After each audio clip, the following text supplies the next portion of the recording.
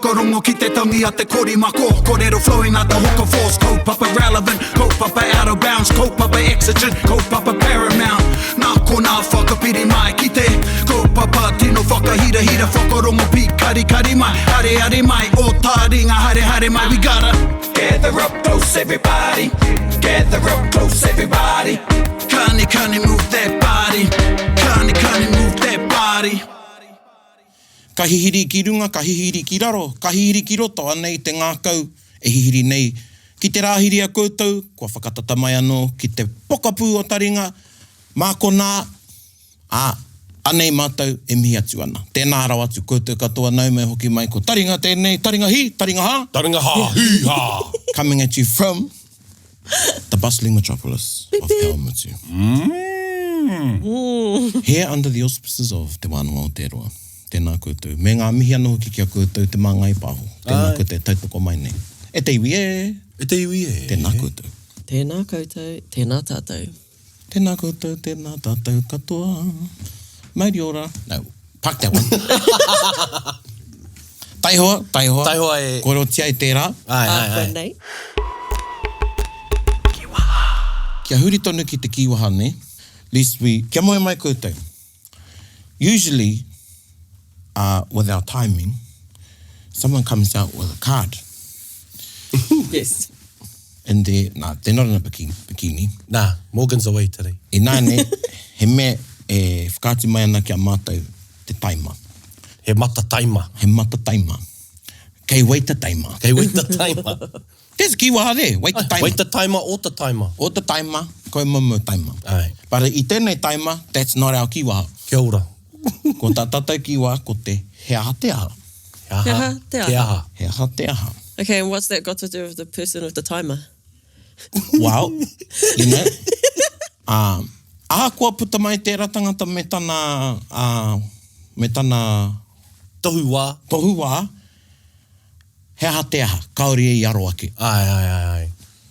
Okay. Yeah. So even though that person came out with their notice showing the time, didn't matter, that person took no notice of it. Yeah. No notice of them. Kaori aro ke atua te kai kōrero kia. Yeah, koera te he aha te aha. To no avail, didn't matter. Yeah, that's... See, I thought he aha te aha was something different. I just thought it was like what's the haps? What are we up to? Yeah, ko pēnei hoki e. Ai. Yeah. Well, e koera, kei te horopaki, e aha ana te aha. Ai. E aha ana te aha. E aha ana te aha, and he aha te aha, i tērā, engari tēnei horopaki ko te kiwaha nei, he aha te aha, yeah. Aure te ki te auare ake. Auare ake e kāre te taihua i pota. Yeah. To know about, Hoino kei te horopaki ke ne. Yeah. Me tohu ana i te tikanga o te... Koina. Ngā kōrero e rua. Yeah, rerekētanga i... kei tō wairua tonu te hea te aha me te auare ake, engari he rerekētanga anō. Ne, kiko nā koe tohe mai ai ki au, hea te aha. Yeah, you can sit there arguing to me, I don't give a damn. Yeah. Ahua pērā tērā, hea te aha. Yeah. Engari ko te auare ake would be, I wouldn't use it for myself. Yes, myself. yeah. It's usually about a group or somebody else. Or I wouldn't say... Or an event or something that... Yeah. In that instance, I'm talking... So in that example, I'm talking about him and I, right? So he's saying, I said to him, you can sit there arguing to me. To the cows come out. Right. So in that instance, context, it means, I don't give a damn. Yeah. He wait the taima tō tohe mai. Yeah. Whereas auare ake would be... Homei tauire mo te auare ake. Auare ake. I haere koe ki te whakatutuki i tētahi kaupapa, ingari auare ake. Yeah. You didn't succeed at that kaupapa. Yeah, or something didn't come of it, or you didn't achieve what it was, or... Hā te me e kimi ana i tētai tauireke ki te rerekētanga distinction. Distinction, eh? Yeah. Wai. I hoko au, this is me, not you. Yeah. You would know. I hoko au, ka kōrero tāwane, ka me koe, me pene. Ai. And I thought, Māku tētai kāmera hou. Ai. Yeah. You know, more expensive than yours. Man, they must be pretty expensive. So I buy this mean-ass camera. Hare ki te whakaahua, ne? And still, kore take ku whakaahua, ne? Ai. Because kei runga tērā e te tohungatanga o te tangata. Ai. Am I right? Like, Aho ko te toki, mā te kai pupuri o te toki. It's not the tools, it's the person. Ai. koina. And I would say to you, well, I hoko au I tētai kāmera, I nā te nui ki te utu, ana ki te mai whakaahua, te mutungiho, hea te aha. Yeah. So, you know, when I bought this expensive as camera, but in the end, it didn't matter. It didn't matter. Yeah. Right, yep. Yeah, kei te kite ko I te rereke tangi naine o te auare ake me te hea te aha. I think so. Yeah. Yeah. Kaue pātai mai mō tētahi tauira. Well, kia mau I koe te hea te aha. Ai. Ka kite koe I roto I ngā whakamahinga, te tikanga o te hea te aha. Mai te tai tauira. E hoa kei te rehurei tonu hoki aku whakaro. Mo te aha, hea te aha.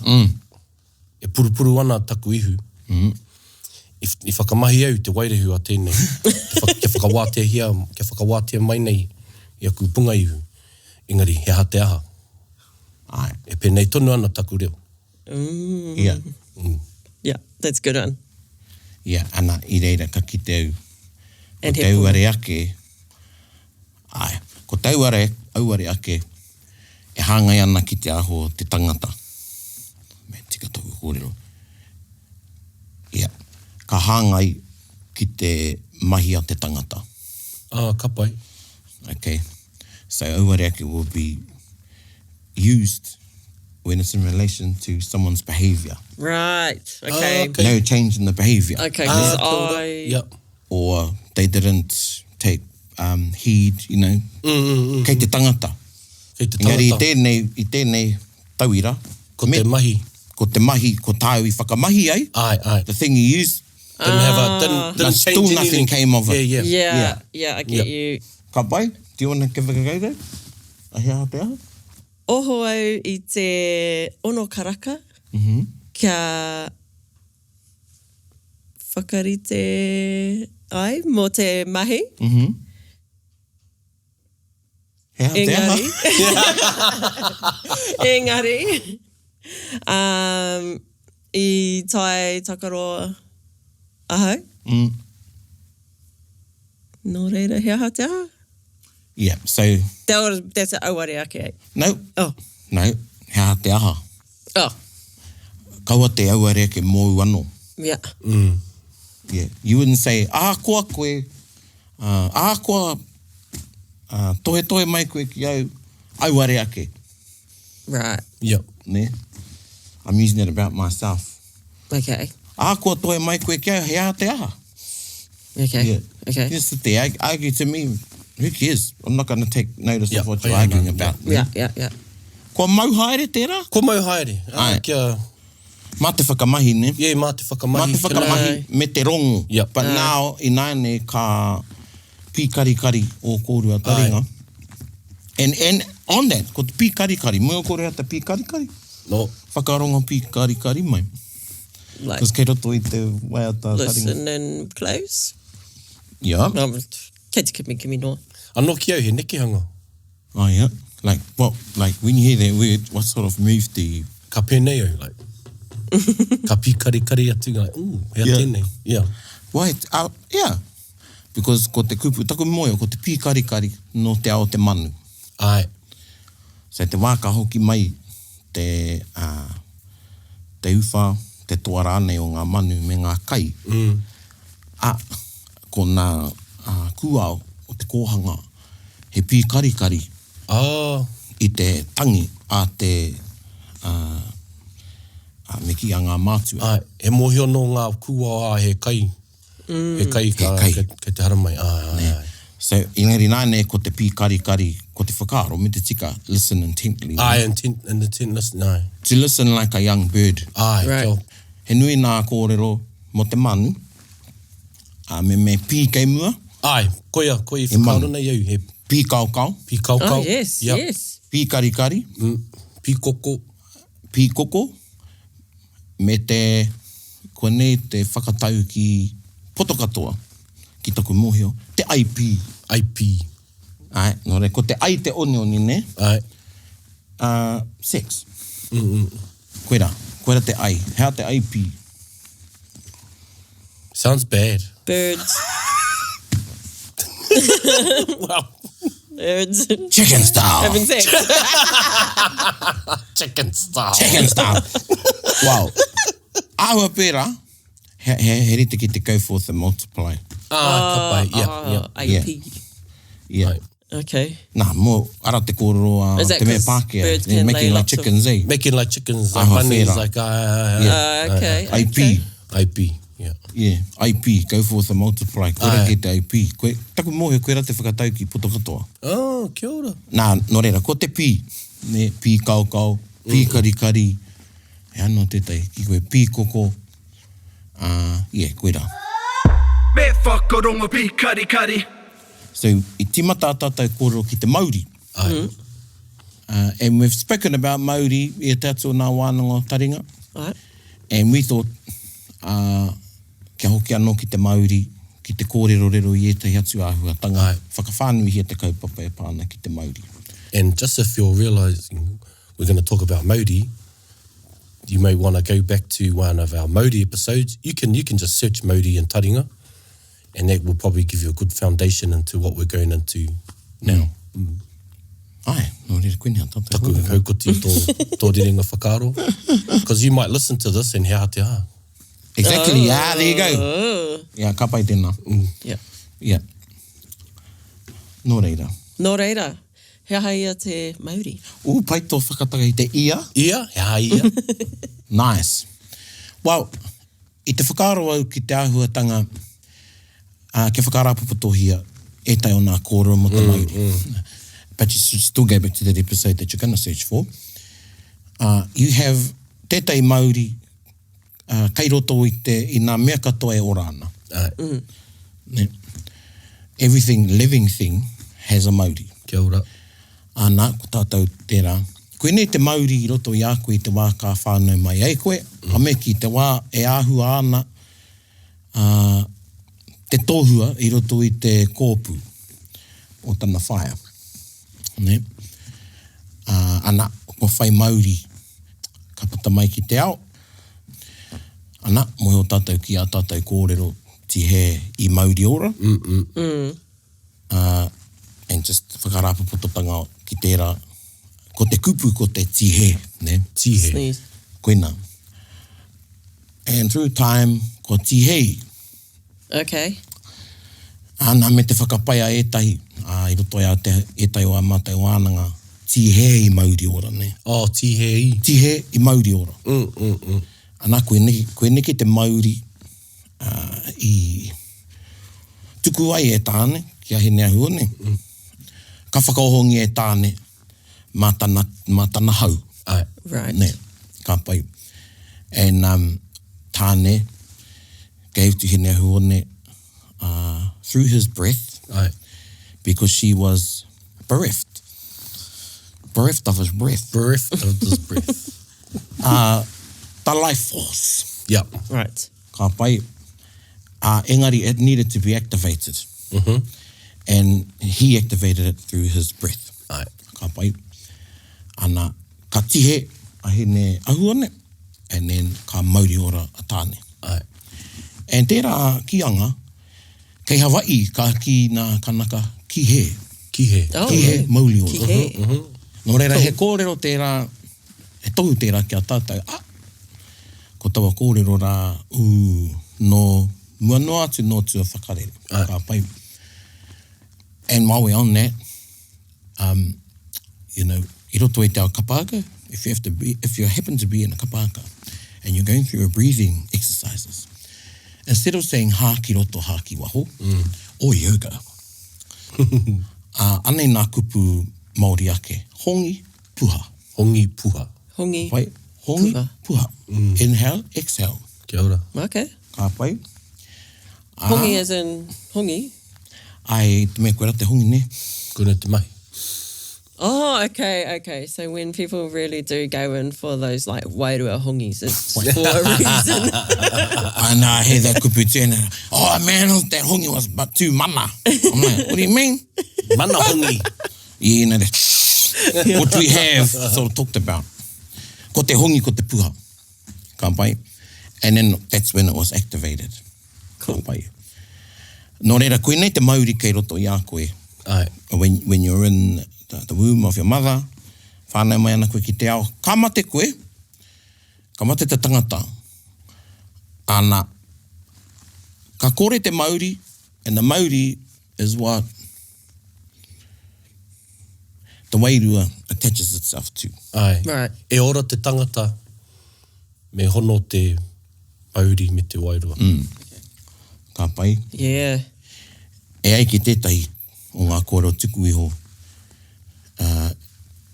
as the ko te hao te ingo kupu Pākehā ki te ira, te tōhua i roto i te embryo. Embryo. Te embryo. Te wā e āhua ana te tōhua, ne? Ki roto i te kōpū. E ai ki te kōrero, kāre ona wairua. Ai. Okay. Hasn't got a wairua. He Mauri kei reira. Ai. Engari kia whai rāno te uri. Tōhua i ona kanohi, Ai. kātahi anō, ka whakanohia he wairua. He wairua. Ai. Cool. Ki reira, ne? Ki aia. Tērā, he kōra no mo te wairua. Ka noho tau wairua ki a koe, a mate noa. Ne? Ana ko te Mauri, te kaipaihere i te wairua ki te kauaka, ko te kauaka, te kaupapa, ki te tinana. Ne? You've lost me a little bit there. The Mauri is what attaches. The wairua attaches itself to the Mauri of the kaupapa, and ko te kaupapa i tēnei horopa ki e kupu tēnei mo te tinana. Okay. You don't hear kaupapa being used like that. Nah, it's been hardly ever. Corporatized. Yeah. Well, we could even have wānanga about that, but just quickly. Kaupapa, tuatahi, koe nā, ko te tinana tonu. Tuarua, ko te kaupapa, taku mōhio, ko te timatanga tēnā o te whatu i te kākau, takia tērā ko te kaupapa. Yeah, I think te aho tāhuhu tēnā.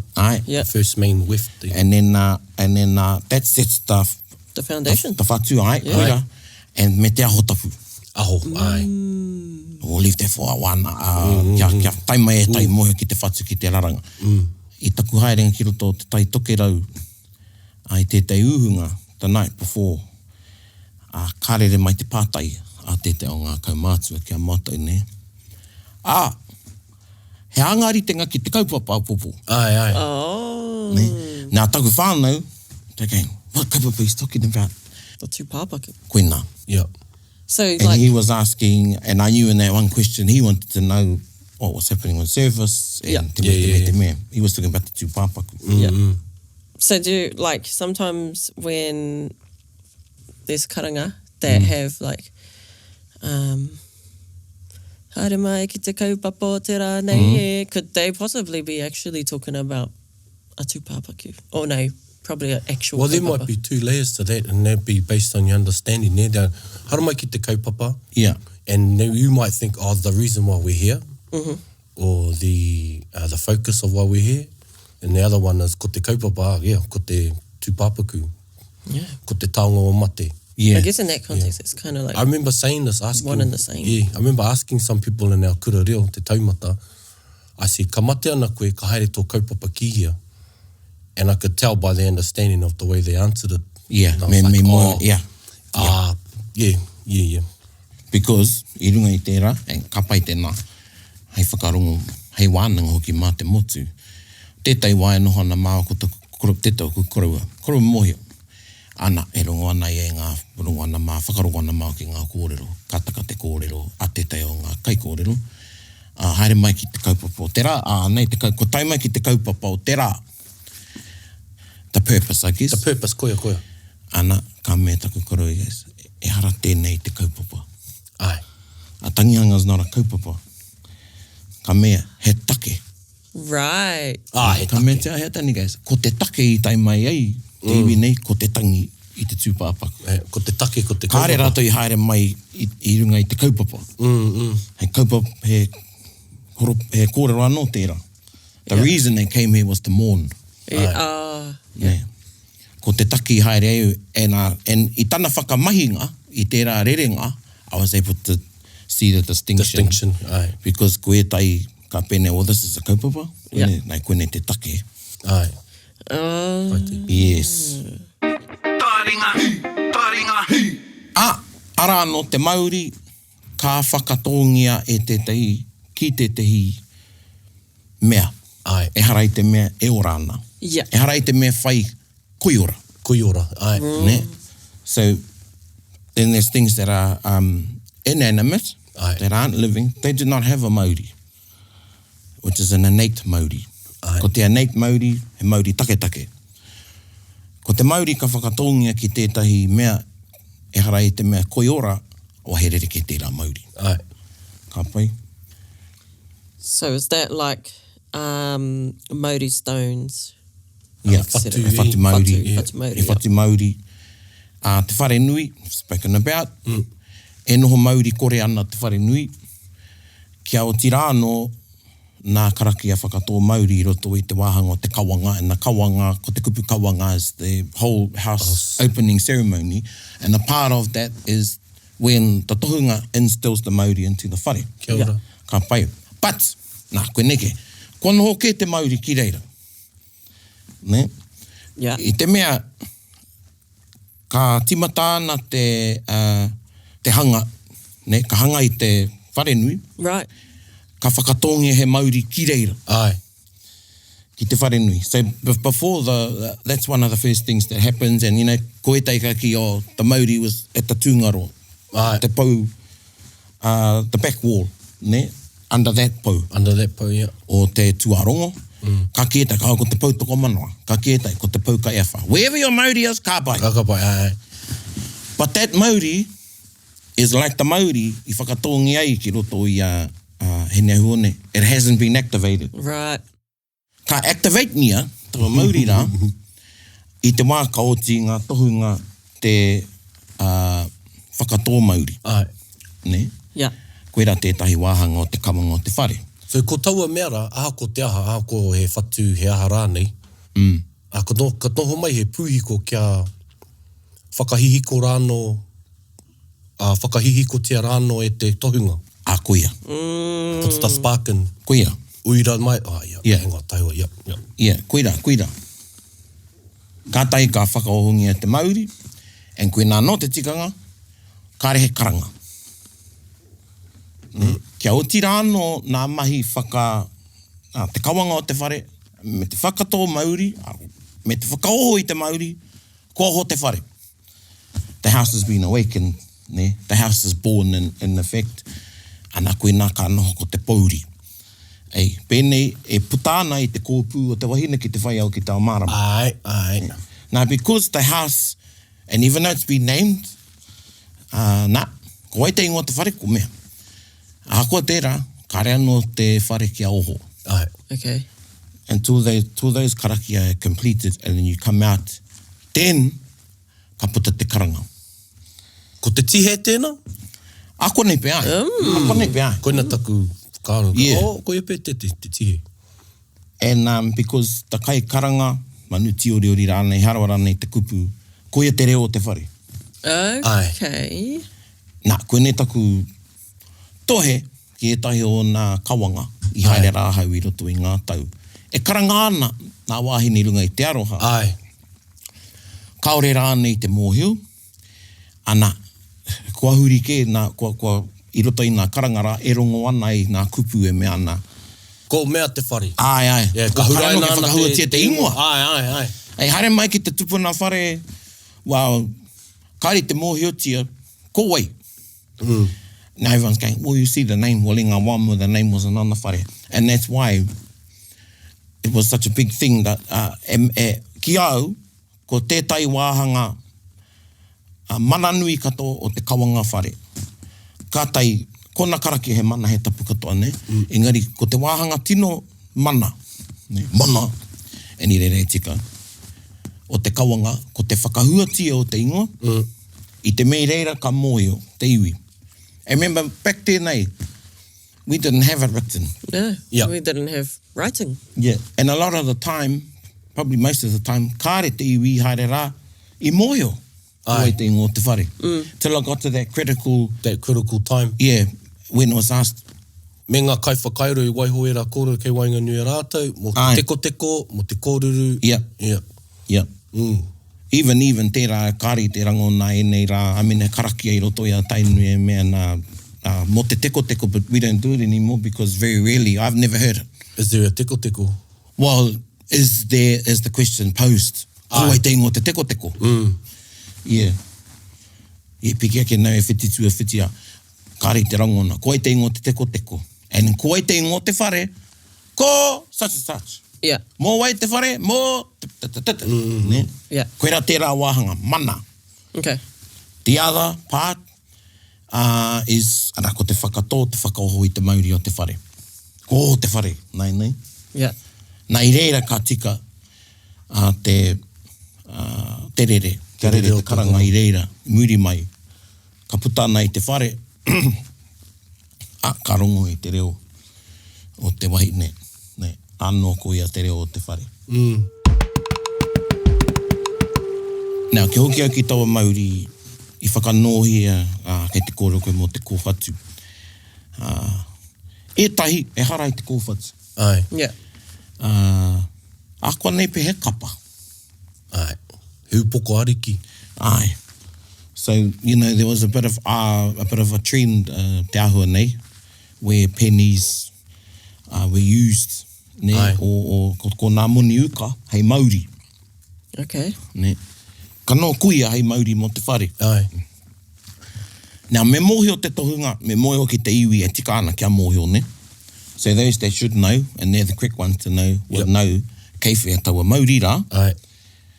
And it's very important you know where that is, because if your house is to be renovated, or it's become dilapidated, and then ka whakatau te hapu, well, we want to build a new whare, and we want to pull the whole thing down. Me tango te Mauri. Yeah. Ai. Me tango te Mauri. Koe rā te mahi tuatahi. Tangohia te Mauri I te whare.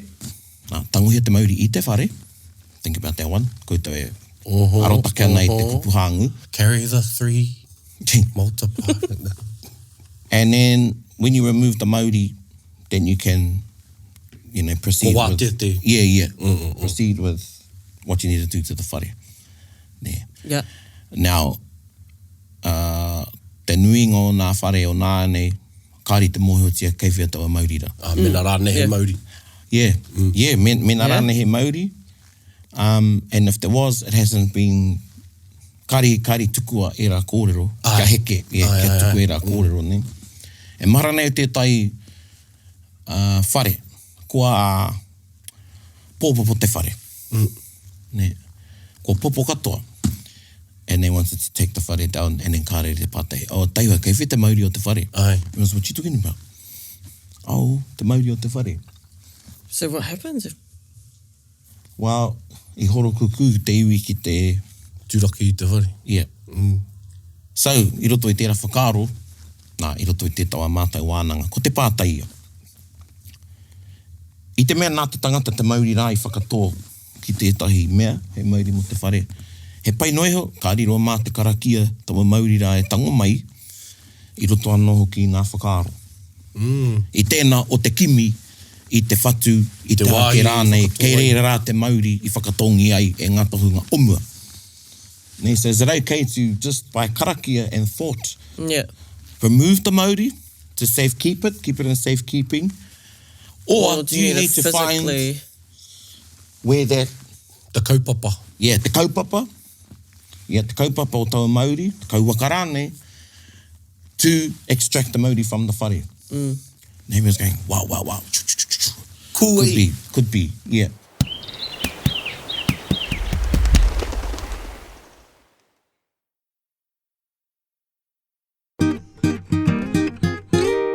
Te wā I taimai, kia kōrero mō tōku waka, mō tainui. Ko tētahi o nā Mauri I haria mai rā I Hawaii, ko ko te Mauri ki te manu. So Mauri in relation to birds was brought from Hawaii ki I runga I te waka o Tainui. Me ngā karakia e pāna ki te manu. Me te aha, kawe atonu tiana, e tai o e rā ritenga I tēnei rānei. And Mauri were placed at particular maunga I roto I te rohe o Tainui, and those places were kept secret. The keepers. And where the Mauri was, that was imbued kei riro te Mauri. Okay. Kei riro te Mauri.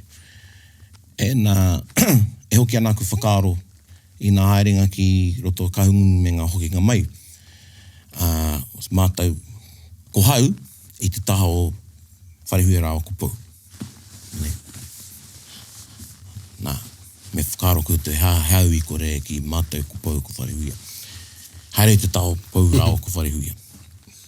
And we would get to a particular point on that highway, usually around Tarawera, me rangi taiki is, kārere ngā kōrero mō tūhoi rawa ko tūwharetoa.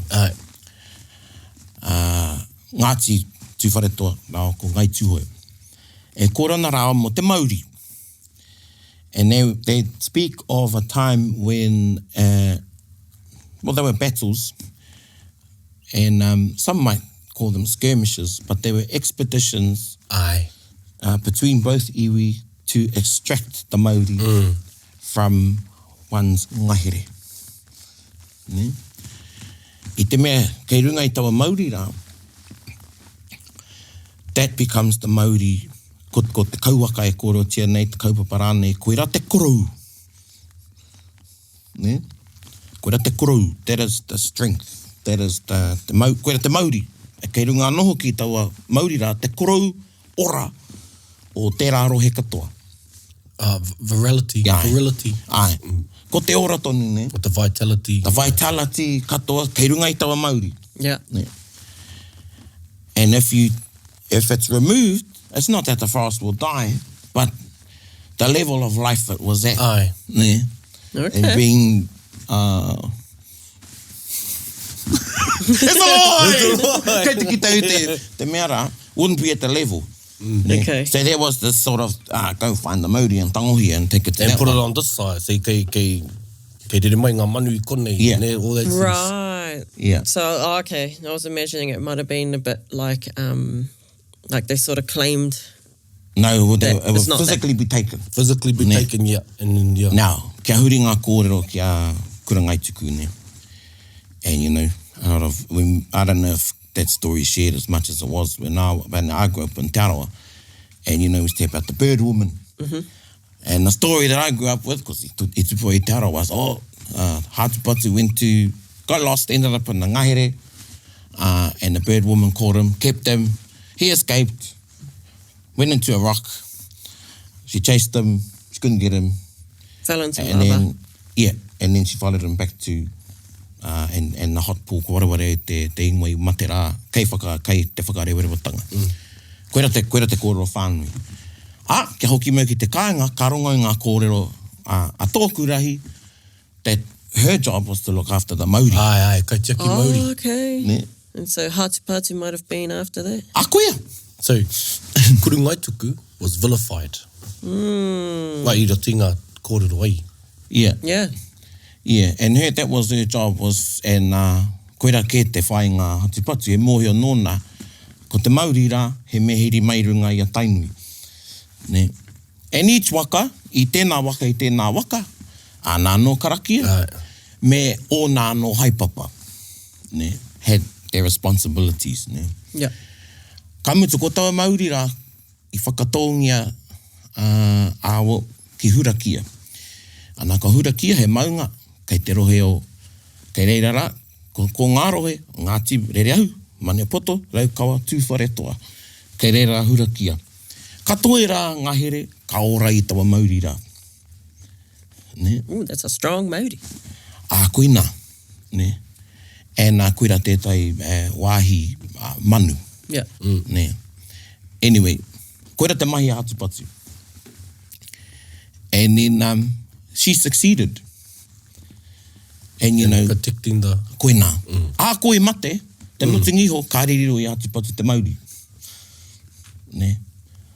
He didn't get the Mauri. And her check, because I always thought, why would she chase him all the way there? Yeah. Well, that's why. Was to make sure he didn't come back. And you don't hear any kōrero after that. No. Now, I roto ia mātou, o tira, nā kōrero i roto ia, ki te kōrero mo te pai o Raukawa, ko nā tohunga i te wā o te manu, o te kereru, he wāhine. Kia ora. Ai. He wāhine. Anake roto i te tau mātou karakia, pātere e me ana. Mānoa ia e ki mai utaina koe ki te iho te mōtā ngā uranga kei te rapa. Noia will tell me, ne, to go such and such. Now, tēnei wahine a noia, he ruahine. Okay. Ana, i runga i aia, i raro anō ki aia, ngā mana ki te mahi manu ki rā ngahere. Ko noia no te mea i kaua ki te kōrero. Kau. Kau e hara i aia. Kau engari whakahuatia i roto i te pātere. Yeah. A ngā wairo. So, he wahine te tohunga.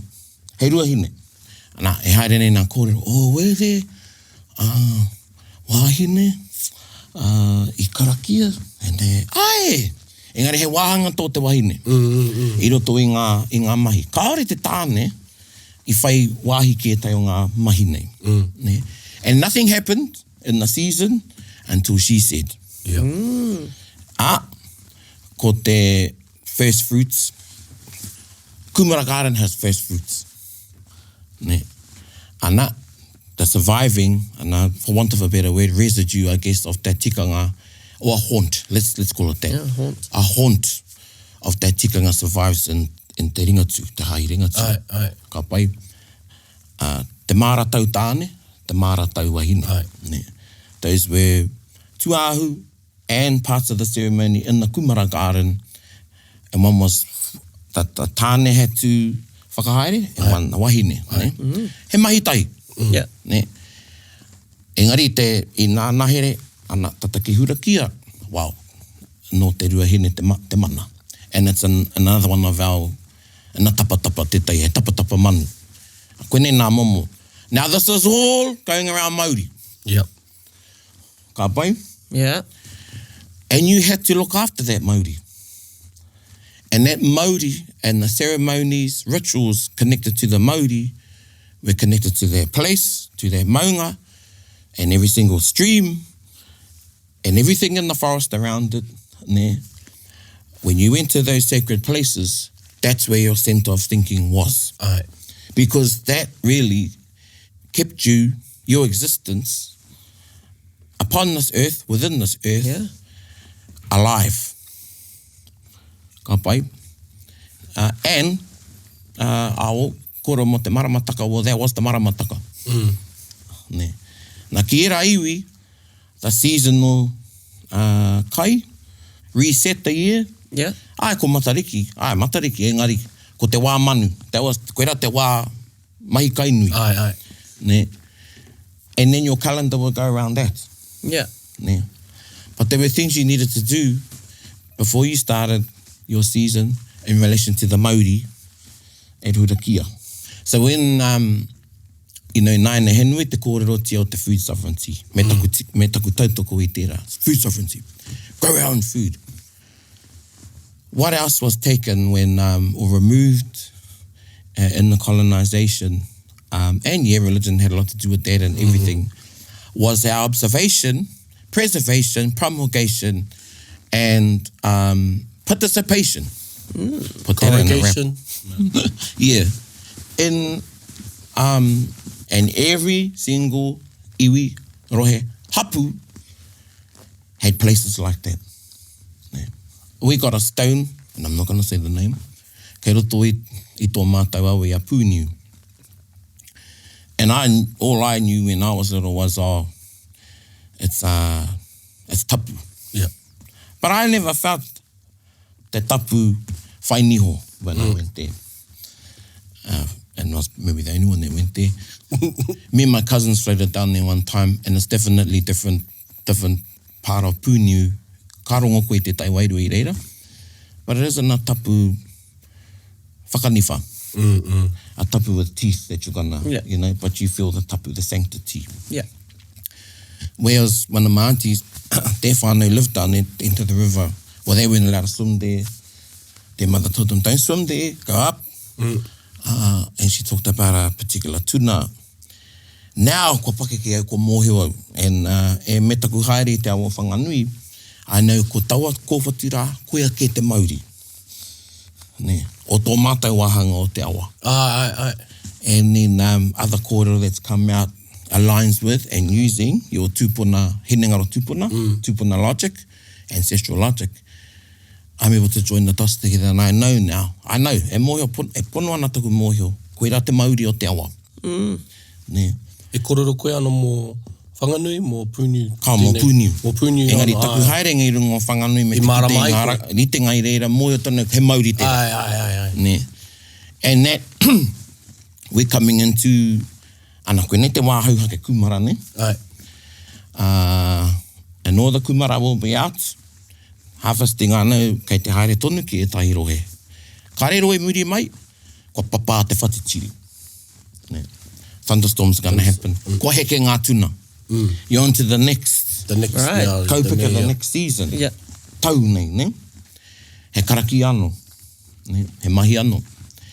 E moio neu I te wā te tuna heke, that would have been one of the times when they went ki te whānga I te Mauri. Ka pai. So every year, that's what's happening in particular seasons. And everybody roto e te kāinga me te pāniu, e haere ana ki te whakatutuki ngā tikanga. And that kept us connected. Ne. Kept us connected because you're always recentering yourself at those times of the year. Yeah. Me pehe whāngai I taua Mauri. O hea e tahi whakaritenga?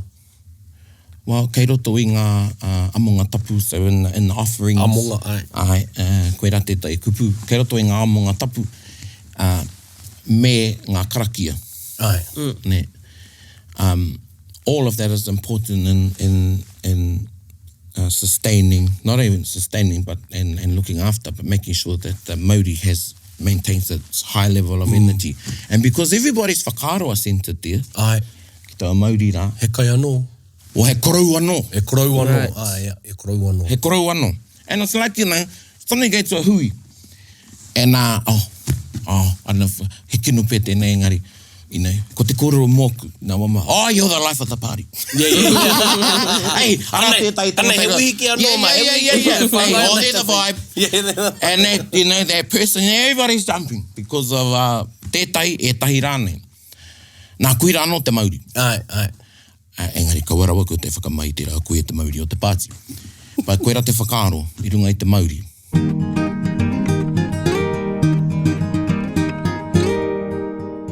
I te korenga o tata e mōhu ki awa wāhira, kei reira rā ngā Mauri, why don't we know where those places are? Well, because we stopped with our ceremonies and rituals. Why did we stop with our ceremonies and rituals? Because we got new kai. What was the new kai? It was potatoes. It's all at the supermarket. It was flour. Hea te kai mo te warene. He taiwa, he riwa. Koina. And all the new food, which is beautiful. I love, you know, peaches and corn and all those sorts of things that they started growing. Kāre he tikanga ki e rā kai. Okay. Ne? So they wouldn't, like, before they started preparing the land and that for planting, they wouldn't do some sort of Mauri. I'm sure there would have been karaki and things, but in terms of a dedicated atua, and under that atua is the ritenga or ceremonies and processes. Ore kau pē I mōhio, ore kau pē he whakapapa, whakapapa atua nei. Koina. You know, ahum ke mai e rā I whakapapa ki anō. Okay. You know, and he nui, ki te haere ko te hurihia ki roto anō I o ko te wiwi. Hapu, do the research, and usually there's clues in waiata, karakia. E tai kōrero me tai wāhi, I roto I te rohe, kāre kore he Mauri kei reira. Ne. So all of that is part of food sovereignty. Food sovereignty isn't just growing kai for yourself, but tā te Māori titiro, ki oku nei whakaaro, Māori nei is growing kai in a Māori way. Kia ora. With our practices. Ne? Nā koe nei anō nā hua kua puta i nā mahi a tō tātou hoa, tō tātou rangatira rangi, me te hunga whai i te rā, i te me koe nei nā mea, ko ki te rāhau i roto i nā tau, e whia nei, e waru, ka mahu e, this is the bigger picture. Yes, yes. Don't just do your umukou, that's the first step. Right. Hey, getting... Layer one. Socialising it and then having that practice. Yeah. But, Momo te pango, if you're only going to have your umukou whetu, and through the rest of the year, you do nothing. Yeah. Ai. And you know, Kia hata. the other part that, and I see... Hea te aha. Hea te aha, kia ora. You know, Yeah. kua te umukou whetu, hea te aha. Kare tonu te iwi te aro ki taiao. Ai. Because that's what it's about. And in nai nei, iahu mai e tahi e rā tūkau e rā kumara, i a rātou ake māra. Ana. Whakaaro ana ki taku hoa ranginui. Yep. Tā rātou whakatupu i a rātou ake hua. Koina. I te aroa, pikirangi. Yeah. Pikiao, yeah. Yeah. So e rā hoa tanga So katoa. another, Ko te kumara he tapu. Ai. Right, yeah. Nā e pērā anō. Nā māra kumara, he Mauri tō nā mārara. Ne. Ko te tohunga ki te māra kumara, nui ake, en karepe e tai whakai. Nui ake tana mana i tēnā o te tohunga taua. Taua, ai. Kauhanga Really? riri. Because he was in charge of looking after the spiritual sustenance Of the the people, garden, yeah, of the people, because you didn't go to war all the time, and you went gardening all the time, but your gardens are going to sustain you through the winter. Our people once were gardeners. Yes. Yeah. Well, hea te rakoro, it's better to... Soldier in the garden. Yeah. And e wherara, we were Rather than a gardener in the war. seasonal fighters, eh? Seasonal, ai. He pērā kare koe riri i te tai wāhanga o te tau. And again, you know, there's all bringing back e rā kōrero. Yeah, ka haihai mai a rehua ko putanga taua. Yeah. And again, another thing that, so ngā kai, hou, and it's interesting, you go back and you see, if you follow tēnei rangahau, tēnei tātai ka kite koe i tētai huarahi, i patu ai te mana motu hake Māori. Kia ora. Ne. And koe nei no tētai wāhanga e ngaro nei. And the potato, the influence that the riwai had, being more of a sustainable food, in that the tapu that were enacted and exacted i te wā o te kumara, you didn't have all of those sort of Yeah. Everyone could problems. Everyone could grow potato. Right, yeah. yeah. So you didn't could need a have- tohunga for riwai. Yeah, you get a mass scale Yeah. Yeah.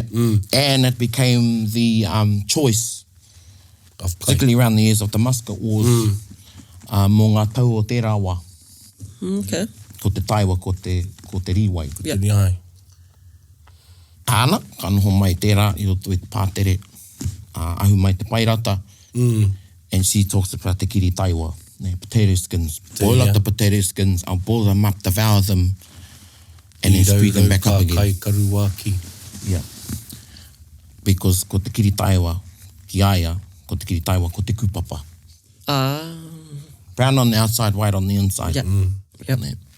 Koe nā e tai whakaaro ki tērā, and we're still kei te kahu tonu o te wairere ana. Yeah. Just if you just told us, we're talking about Mauri. Ana? But, you know, And you know, i enei wā nei, nā, e moena koe e rere ana te wā.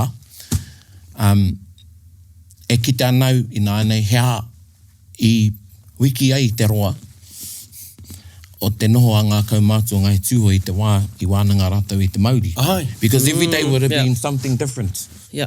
Koe nei tētai wāhanga. or you'd exhaust maybe one part enough to move to another part of the kōrero. Yeah.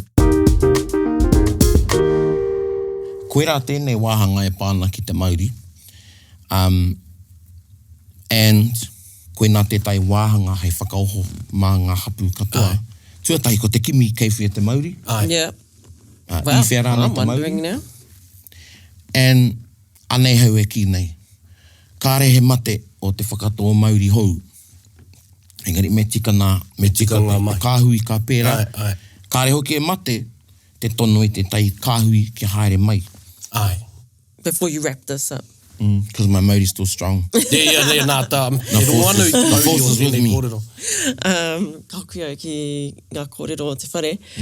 So, he mana tō te whakairo? He mana. I mean, he Mauri tō te whakairo? Or he decoration rānei? Ko era whakairo katoa i te whare. E moe ana. E moe ana. Ei. They're all no, part I of, didn't they're know. all a collective part of the individual in the whare. He wahanga o te whare. Yeah, they're all recognised as a part of the whare. And kāre he Mauri kia oti rāno nā karakia ki te whakaoho i te whare. Yeah. Okay. So, I've heard that tables can have Mauri though. How so? I don't know. So I just heard it in a conversation one time and I'm wondering that myself. Well, here's a question for us. Do things have Mauri or do they have memories for us?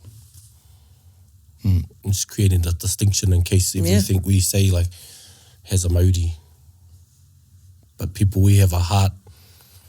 We have a heart mark when it comes to Mauri, so that's how we put it. Yeah. A heart mark. Yeah. A heart mark. A love mark or whatever, you know. You know how you have to like whāngai the Mauri in the ngahere? Should we be doing that for our whare? Ai, well, ko te whāngai te Mauri o te whare, ko te hoki ki te marae. Okay. Ai, ko te hoki ki te marae, ko te whakakōrero i te whare. Ai, whakakōrero is to make the house speak. How do you make the house speak? Karanga whai kōrero. Kia ora. Ne. Reo Māori. Hea te karanga te whai kōrero, me mua ki te reo Māori. Nā, iko nei, he kura whakamutinga. Māku. Nāku nā kōrero a te tau mata kuro i rā wiki ngā hanga ana. Hea te whenua ki te kore o na marae. What is the land without a marae? Ne. Ko te marae te tohu e ora ana te iwi, ne?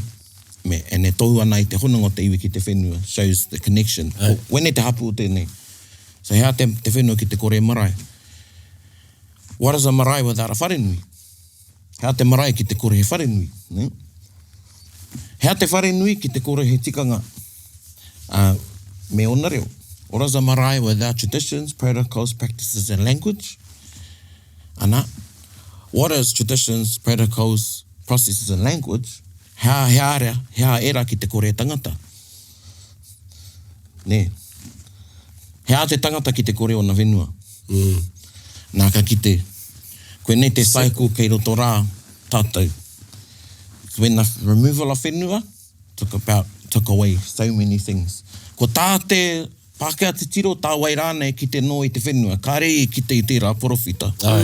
Nei te mea ki te Māori, tō te Māori whakaaro. E harau i te Māori kia whai rānu au e whenua hei whakapapa mōku, hei tūranga waiwai mōku. Hei wāhi, hei tapu mōku, hei mana mōku. Hei Māori mōku. Ai.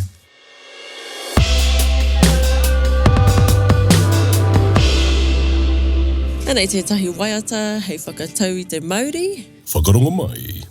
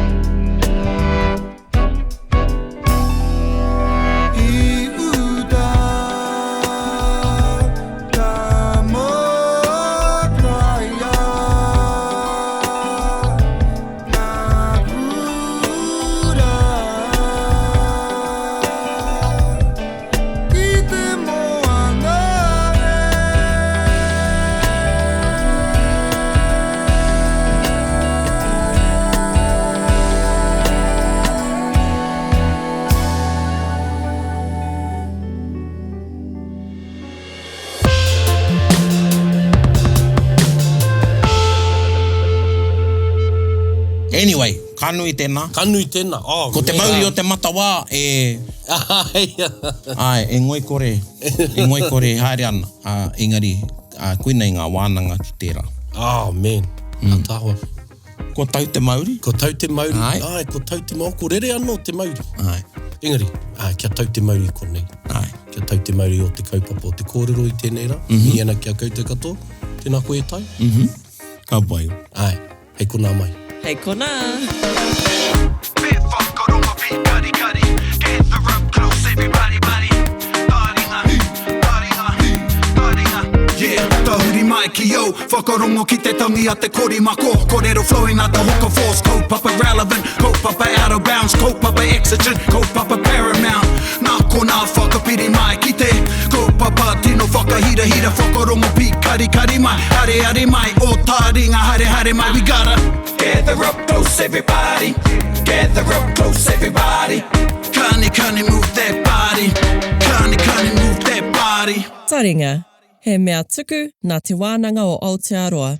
Nā te māngai pāho me irirangi te motu I tautoko. To listen to more episodes, search for us on your podcast app and subscribe, or follow us on Instagram and Facebook. Taringa, whakarongo mai.